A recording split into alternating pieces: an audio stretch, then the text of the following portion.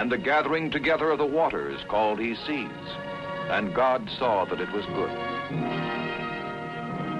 In the beginning. But where is the beginning, you wonder, as your plane lands? The beginning of a faith kindled 20 centuries ago, binding together the hopes and aspirations of 800 million persons around the world. The yearning to know has brought you first to Lebanon, in the heart of the Bible lands. With you, perhaps, has come an archaeologist, hoping to unearth some new clue to a long-lost civilization. Coming too are tourists, looking forward to vacation days filled with fun and crowded with treasured memories. Past and present thrive side by side in Lebanon, lying at the crossroads of 3 continents. American automobiles speed along broad, tree-lined thoroughfares to the capital city of Beirut. Mankind has traveled fast and far in 20 centuries. The flight, New York to Beirut, in less than a day, has shown how our globe is shrinking ever smaller. And now in Beirut, the gateway to adventure, there is time enough to pause, to reflect, to anticipate what lies ahead.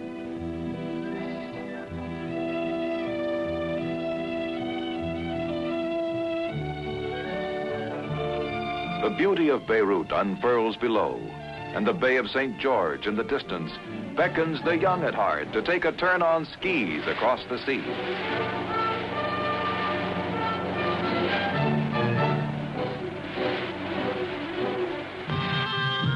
There is time enough, too, for something different, something distinctly Oriental.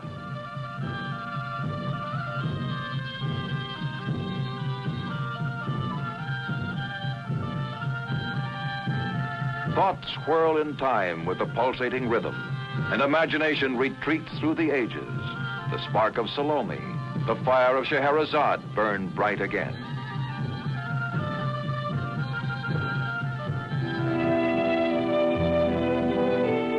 Ancient and yet modern, Beirut is the hub of the Middle East, a city whose spokes of commerce and travel fan out into Europe, Asia, and Africa.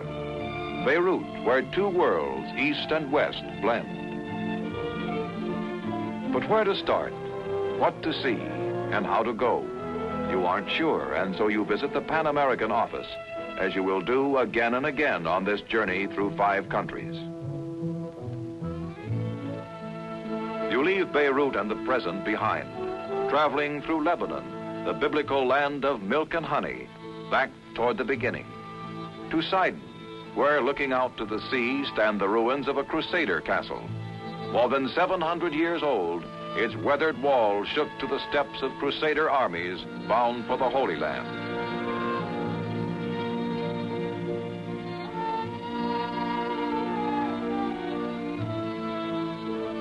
Today, 7 centuries later, their crumbling castle is a signpost to point your path. The sands of time have wrought little change in the lives of the inhabitants of Sidon. Although the Bible tells how Christ performed a miracle in this very region, some of these people are of another faith, Islam, a faith that itself numbers 300 million followers. Their roots of faith must be deep as they follow their flocks, grazing lazily across the countryside. Forever moving on, the shepherds carry on their nomadic way of life, a proud and contented people.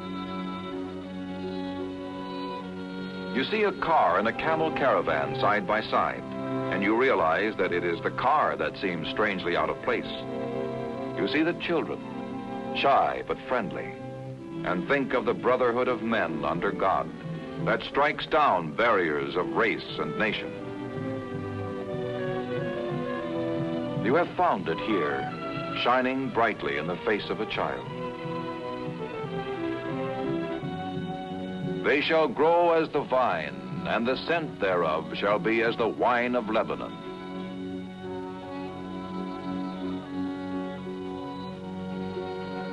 On the way from Beirut to Syria rise the ruins of Baalbeck, the Roman city of the sun, dominated by the 6 towering columns of the Temple of Jupiter.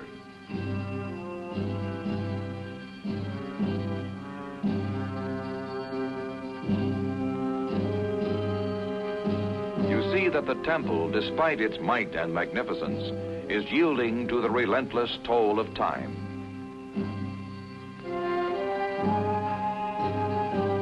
You remember your search, the search for the beginning without ending. It is not here, for what man creates must tumble into dust and vanish forever from the face of the earth.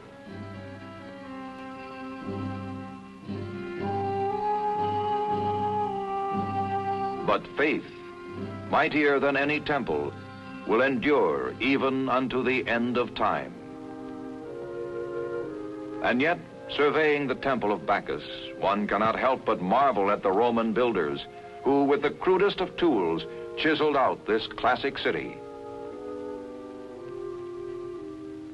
In Baalbeck's quarries rests the biggest cut stone in the world, weighing 1,500 tons, today merely a tiny fragment of ancient history.